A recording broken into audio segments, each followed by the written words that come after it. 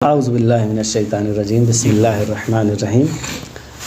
کل بحث گزری تھی نماز جنازہ پڑھانے کا طریقہ کیا ہے۔ مختصر طریقہ بھی بیان کیا گیا تھا اور تفصیلی طریقہ بھی بیان کیا گیا تھا کہ کیسے نماز جنازہ پڑھایا جائے گا۔ آج ہے دفن کے احکام۔ جب محمد علی صاحب نے اور کوثر صاحب نے میت کی نماز پڑھا دی تو اب دفن کرنا واجب ہے۔ تو آج ہے دفن کے احکام۔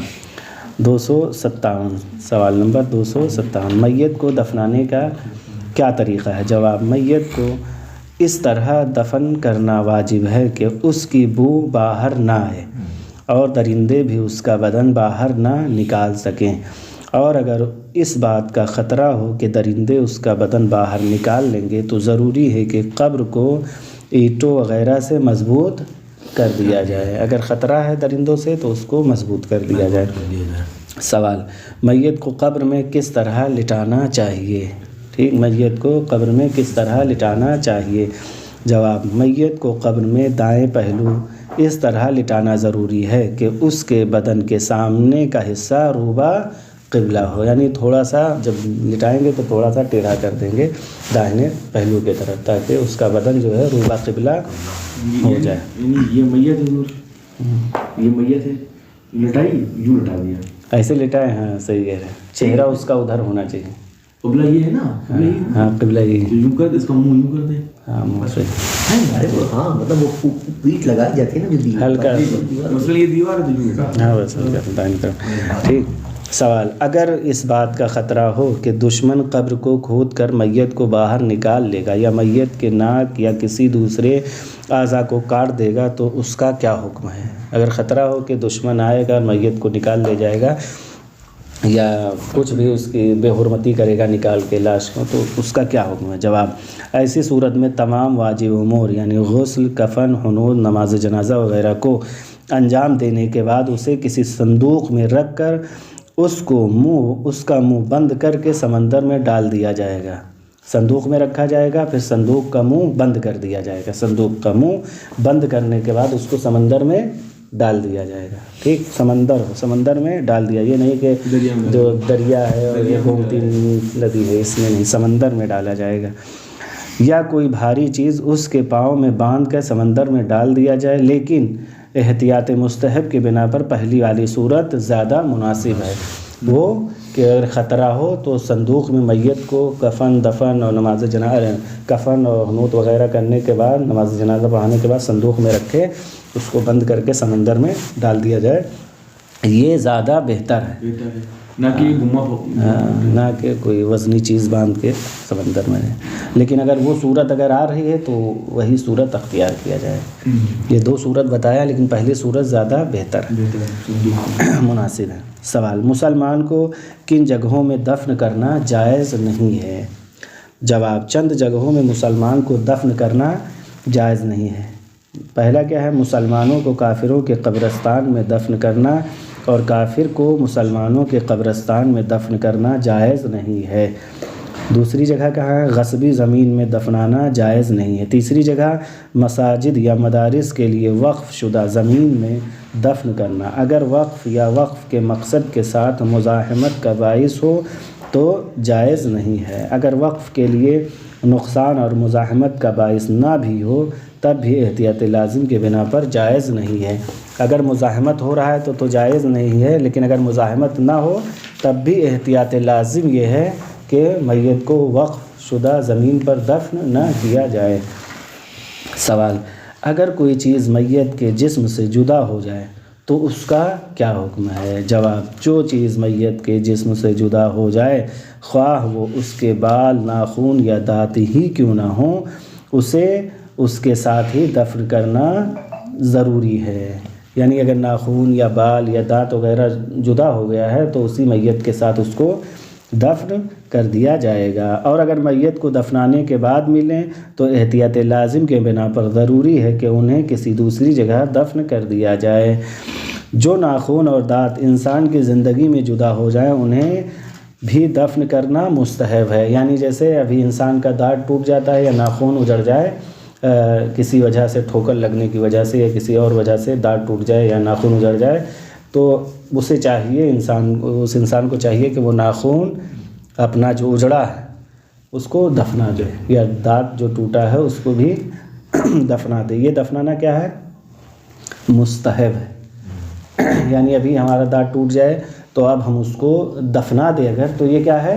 یہ مستحب کام ہے، یہ مستحب کام ہے۔ سوال: اگر کوئی بچہ ماں کے پیٹ میں مر جائے تو کیا کرنا چاہیے؟ جواب: اگر اس کا ماں کے پیٹ میں رہنا ماں کی زندگی کے لیے خطرناک ہو تو ضروری ہے کہ اسے آسان طریقے سے باہر نکالیں، اگرچہ اس کے لیے بچے کو الگ الگ کرنا پڑے، لیکن ماں کی حفاظت کے لیے کیا ہے کہ اب تو بچہ انتقال کر ہی چکا ہے، تو اب اس کو ایسا آسان طریقہ نکالیں کہ ماں کو کوئی تکلیف نہ ہو، زیادہ تکلیف نہ ہو۔ ٹھیک۔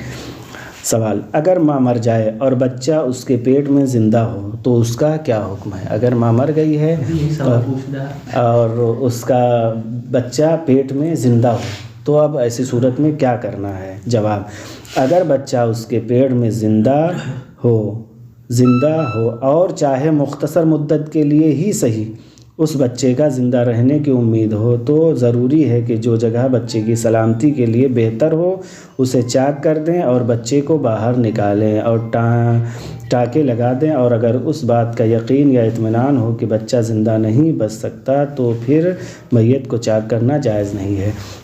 یعنی بچہ پیٹ میں زندہ ہے ماں کے، ماں مر چکی ہے، تو اب ایسی صورت میں کیا کرے گا؟ اگر آپ کو امید ہے کہ بچہ ابھی 10 منٹ کے لیے یا 20 منٹ کے لیے یا 1 گھنٹے کے لیے زندہ رہے گا، تب بھی آپ کو ایسی صورت میں بچے کو نکالنا ضروری ہے آپ کے لیے، اور آسان طریقہ نکالیے کہ اس کو ماں کے پیٹ کو چاک کروائیے کسی کے ذریعے سے، اس کو جو ہے بچے کو نکال لیجیے، پھر اس کے بعد ٹانکا وغیرہ لگا دیجیے، یہ ضروری ہے۔ لیکن اگر آپ کو اطمینان نہیں ہے، یقین نہیں ہے کہ بچہ زندہ ہے ماں کے پیٹ میں، تو اب ایسی صورت میں ماں کے پیٹ کو چاک کرنا، پھاڑنا وغیرہ ضروری نہیں ہے۔ لیکن اگر آپ کو اطمینان اور یقین ہے کہ ماں کے پیٹ میں بچہ بھی زندہ ہے، صحیح سالم ہے، تو آپ کو چاک کرنا ضروری ہے اور بچے کو نکالنا ضروری ہے۔ دفن کے مستحبات بیان کریں۔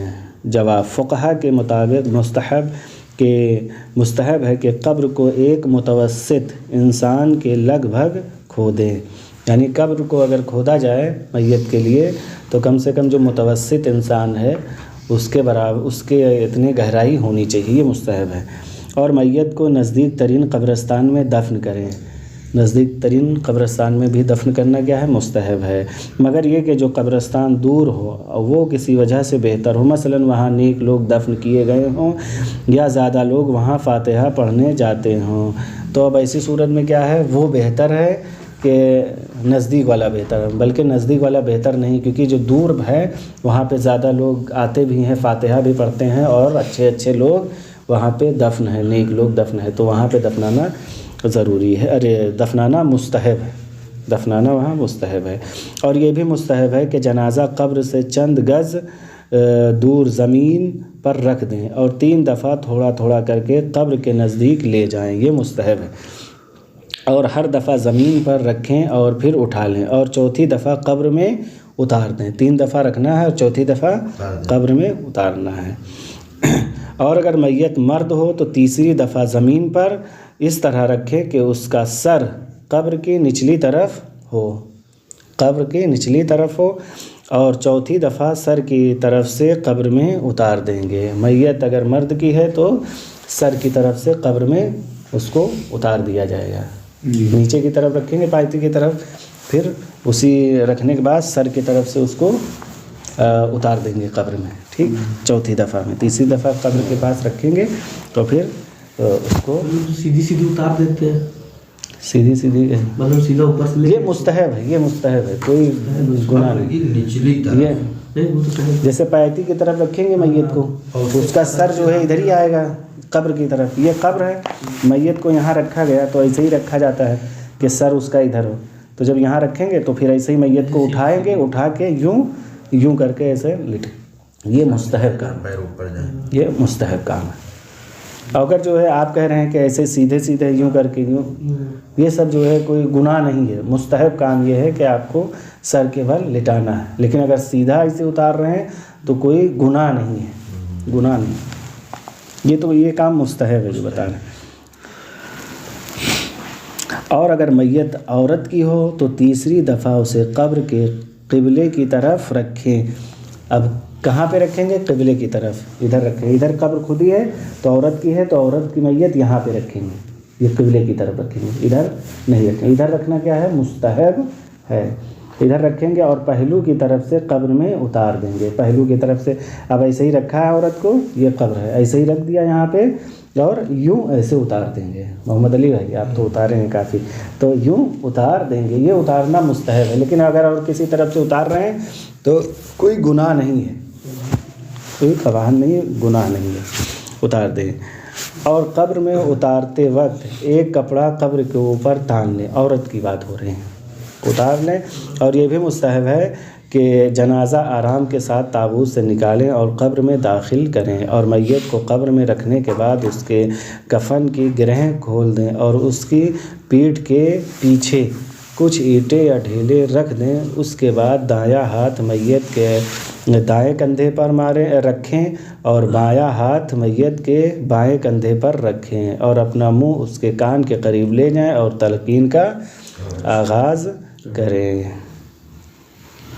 ٹھیک، اس کے بعد ہے کہ نماز وحشت۔ نماز وحشت بھی کیا ہے؟ پڑھی جاتی ہے۔ نماز وحشت کا طریقہ کیا ہے؟ انہوں نے بتایا ہے کہ نماز وحشت کا وقت اور پڑھنے کا طریقہ کیا ہے، نماز وحشت کب پڑھی جائے گی اور نماز وحشت کیسے پڑھی جائے گی۔ جواب: مناسب ہے کہ میت کے دفن کی پہلی رات کو اس کے لیے 2 رکعت نماز وحشت پڑھی جائے، اور اس کا طریقہ یہ ہے، کیا ہے کہ تکبیر کے بعد پہلی رکعت میں کیا ہے؟ تکبیر کے بعد سورہ الحمد کے بعد 1 دفعہ آیت الکرسی پڑھے گا، اور دوسری رکعت میں سورہ الحمد کے بعد 10 مرتبہ انا انزلنا، 10 مرتبہ سورہ قدر پڑھے گا، اور سلام کے بعد کہا جائے گا اللہم صلی علی محمد و آل محمد وابعث ثوابها الی قبر فلاں ابن فلاں، یعنی میت کا نام لیا جائے گا، فلاں ابن فلاں کی جگہ میت کا نام لیا جائے گا، یا اس کا نام لیا جائے گا اور اس کے والد کا نام لیا جائے گا۔ ٹھیک، یہ نماز وحشت میت کے دفن کے بعد پہلی رات کو کسی بھی وقت پڑھی جا سکتی ہے، پہلی رات کسی بھی وقت آپ پڑھ سکتے ہیں نماز وحشت قبر۔ ٹھیک، سوال: اگر میت کو کسی دوسرے شہر لے جانا مقصود ہو یا کسی اور وجہ سے دفن میں تاخیر ہو جائے تو اس صورت میں نماز وحشت پڑھنے کا کیا حکم ہے؟ جواب: ایسی صورت میں نماز وحشت کو اس کے دفن کی پہلی رات تک ملتوی کر دینا چاہیے، یعنی جب تک دفن نہ ہو اس وقت تک نماز وحشت نہیں پڑھنا چاہیے۔ وصلی اللہ علی محمد وآلہ الطیبین الطاہرین۔